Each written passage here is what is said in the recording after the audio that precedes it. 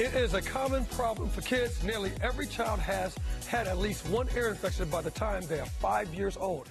Here to tell us more about the signs, symptoms, and treatments is Dr. Bobby Silver with Charlotte Eye, Ear, Nose, and Throat Associates. Hello and welcome to the show, sir. How you doing? Doing great. All right. We're talking about this is really common, ear infections in kids. How common is that? It's very, very common. Like you mentioned, kids have them all the time. Most kids by age 3 have had one set of tubes. We'll talk about tubes in a minute. So it's very common. We see it day in, day out. Very, very frequent. So what are some of the signs that your child may have an ear infection? Well, if it's an older child, hopefully they'll be able to tell you, hey, my ear's hurting, Dad, so we got to do something. But so often this happens in young babies, and babies can't talk, so you have to kind of look out for things like fever. They may exhibit some pain. They may cry, fussy, irritable. I think you said maybe your kids had ear infections. They cry at night, so they don't sleep well. If you're real perceptive, you might notice a little change in hearing because sometimes the fluid behind the ear kind of suppresses their ability to hear. So you have to kind of be on the lookout for it. But usually a fussy, cranky child with a fever pulling their ear, you should be pretty suspicious. And just quickly, how frustrating for the parents is that?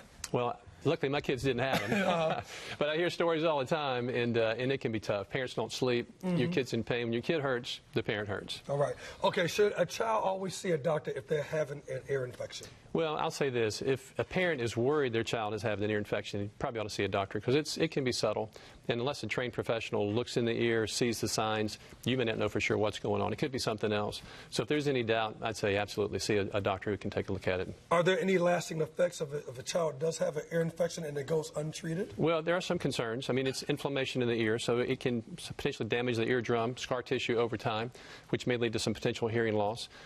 If the child has a lot of ear infections when they're developing speech, sometimes their speech might be delayed, so that's a concern. And then also, too, just all these antibiotics, we don't know the full, side effects of the adverse parts of the antibiotics, but there may be something to that, too, repeatedly over time. Oh, wow, okay. So what is the best treatment for chronic ear infections? Well, we say if a child has an ear infection for more than 3 months or fluid lasts in the ear more than 3 months, they probably ought to think about maybe getting ear tubes. And ear tubes are a very common procedure that typically help quite a bit. So what is the procedure like getting an ear tube?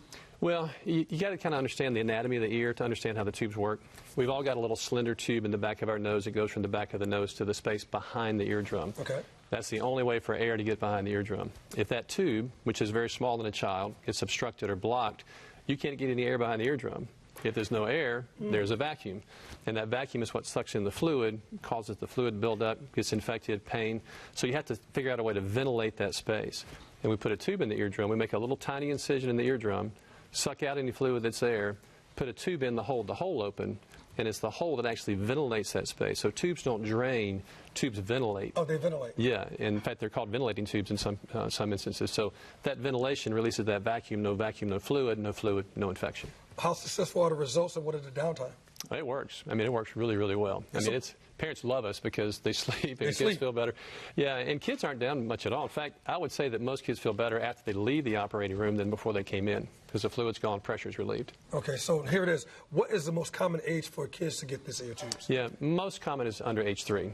Under age 3? Under age 3. We still put tubes sometimes in people that are 90 years old, but it's mostly in kids. In fact, I think I may have mentioned 1 out of 15 kids by the time they reach age 3 will have had a set of ear tubes. It's that common. And how long do they stay in? Average 6 months to a year, roughly.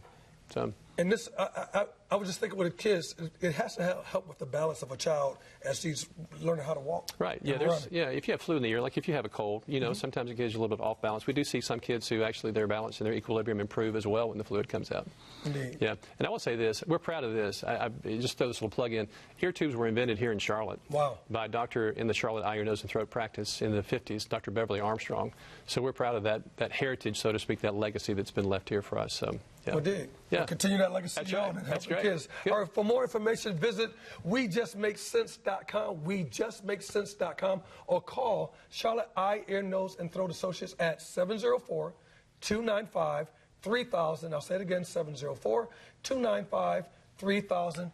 Thank you very much. Appreciate it, indeed. All right, still to come on Charlotte today, make your own statement piece. We're learning how to make fashion.